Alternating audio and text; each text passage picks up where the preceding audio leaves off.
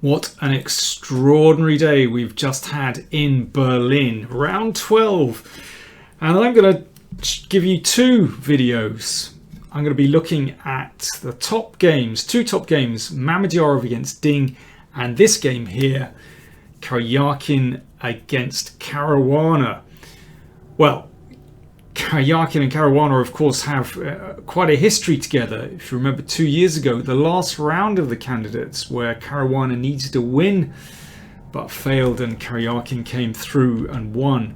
More recently, they've traded wins and losses against each other. In the Vaikonze tournament in January, Karjakin defeated Caruana pretty convincingly. But in the London Chess Classic just before in December, Caruana won a nice game with black. So let's see, anything could happen.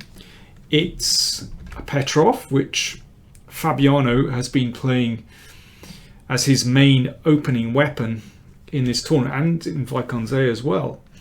Perhaps influenced by his second, Rustam Kazimjanov, who has used the Petrov in his own repertoire for years. And I think Karjakin makes an interesting choice of variation. He plays knight c3, and after the trade, pawn takes. Now, this variation has a pretty good reputation. Now, it's not, you could say it's not the most aggressive, not overtly aggressive at any rate. However, I think it does give white slightly better chances, certainly the easier game to play. And that's simply because it's much easier to bring out the pieces. You can see the bishop is free here because that pawn is not standing on this square, whereas compare it with black, you can see it's slightly restricted. So white has very free and easy development, and sometimes one can use this pawn lever as well. But obviously black's position has no weaknesses at all, so you know you've got to be very good to try and squeeze something out of this position. Nevertheless, I think it's an interesting variation to play because there are no forcing variations as well. And Karjakin plays in the most aggressive way, which is to castle queenside. Now, if bishop takes pawn, then of course b3 will trap that bishop. Queen d7. Black still can choose whether to go kingside or queenside depending on how white plays here. And now, slight surprise, a3. King b1, normal move there, a3. Doesn't make a huge difference to the position. Interestingly, this a3 move has been played before by Fabiano's trainer, Rustam Kazimjanov, that I've just mentioned. So I'm sure that Caruana knows something about this. Now, previously we've seen a6 here, which looks like a reasonable move. Sometimes that pawn is vulnerable if black castles queenside. But Fabiano played h6, obviously protecting g5, preventing anything with knight g5.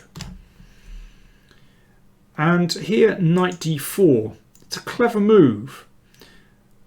Knights are exchanged. Obviously, you don't want to allow this, so knights exchanged. But this bishop, well, immediately presents a few problems for black. Now, maybe the most obvious move is just to castle kingside, protect the pawn, bring the king to safety. But then rook g1 is, well, a very, very crude way of playing the position. You just want to advance your g-pawn. Well, unlikely that pawn will be taken considering what's at the end on g7.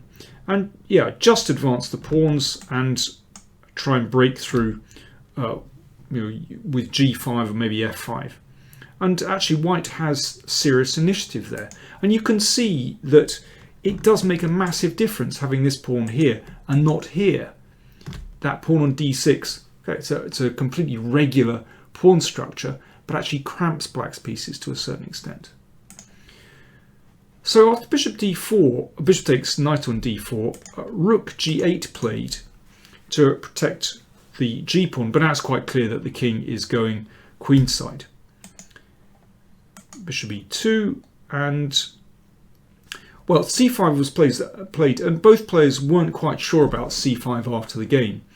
They thought maybe a6 or maybe queen a4 might be better. In any case, c5 played. Obviously this is more committal. And d5. So I mean, black is trying to make a virtue out of, you know, these the pawns in the center. However, that pawn is potentially vulnerable. So let's see how. f4, good move, gaining some space.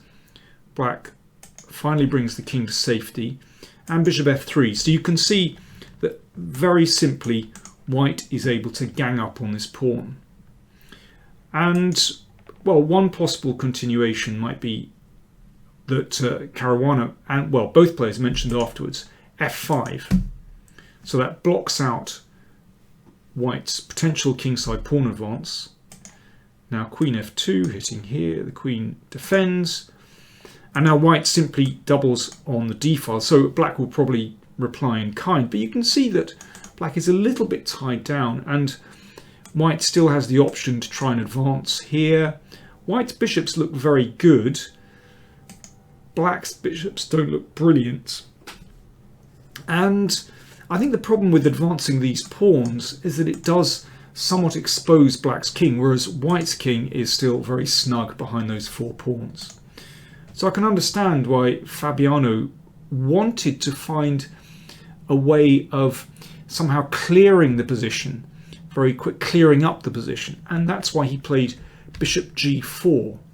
Trading the bishops will certainly benefit black in this position. I mean, you can see it straight away that, you know, the light squares, black will be able to use the light squares. There'll be less pressure on the pawn on d5. But here Karjakin seized his chance. He sacrificed the exchange. He just said afterwards, look, you know, if there's any time in a tournament then you should do it, then it's got to be now. He said, I should play like a man. And he certainly did. So he sacrificed the exchange. So he's got a pawn for it, but most important of all, he has that extraordinary bishop. And that bishop is virtually better than any other piece in black's army. It is so powerful, radiates power across the board. Wonderful piece. And I mean, at first Fabiano said that, you know, he was reasonably optimistic, but after a few moves he realized that actually his position was extremely unpleasant. Point is that black doesn't really have a plan here, whereas white can keep on improving his position. That doesn't mean to say he's necessarily better, but it's not a pleasant feeling when you're playing without a plan. And yeah, lots of nice improving moves for white. So nice steady pawn advance on the king side to gain space. Could be nice later on when you want those bishops to cut through down to black's king. And now white simply brings his king to a better square. Actually, I'm going to come back in a second. You can see how safe white's king is. I mean, it's impossible to get through to it in any way, whereas black's king, oh dear, those light squares, not very good. Let me come back a few moves to this position, because I think it's at this point that Fabiano needed to take measures, specifically with his king, because this was a huge difference between the two sides in the game. White's king completely safe, black's king always vulnerable because it's so open, no proper pawn cover. But here I think Caruana should have played king b8 and then either a6, possibly even a5, and then put the king on a7. And that keeps the king well, gives the king some kind of safety. And then the fight goes on. But in the game, let's come back here, the king was always struggling, basically. Rook e7 played. So at the moment, Caruana is just trying to keep his position together. And now Karjakin came up with an excellent plan. I think the important thing is, in this position, don't rush it. Karjakin appreciated that he has time in this position. King d8, I think this is a bit fanciful, but I think it's an indication that Caruana really isn't sure what to do in this position. He's basically just bringing his king off a light square. And now here's the plan. Bishop d2 and queen f1. Excellent idea. Just ready to bring the rook to h3, and that is going to win a pawn, because suddenly all these pawns are just too vulnerable. So the position was merely unpleasant for black, and now it's downright bad because white is just winning a pawn. Caruana couldn't really prevent this. So now it's 2 pawns. Yeah, in this position, this wouldn't be a very good move. You can't re-establish material parity, because after the check, after this, then we've got to check. Probably e6 might be best. Yeah, that wins. And then queen takes, or king here and queen comes over there, and that will be the end of that. So it really is 2 pawns, bishop and 2 pawns against the rook. The king is still floundering, and black, to my mind, is just lost in this position. Karjakin just needs to keep his head, and if there's one thing he's very good at, he's keeping a level head.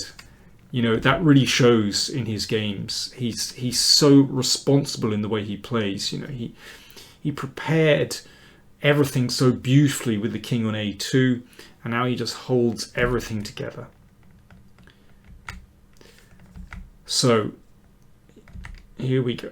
And now here he played queen h4, queen h3 also. I mean, there's so many moves possible here, but I do like the way, as I said, I do like the way he played, just holding everything together really nicely.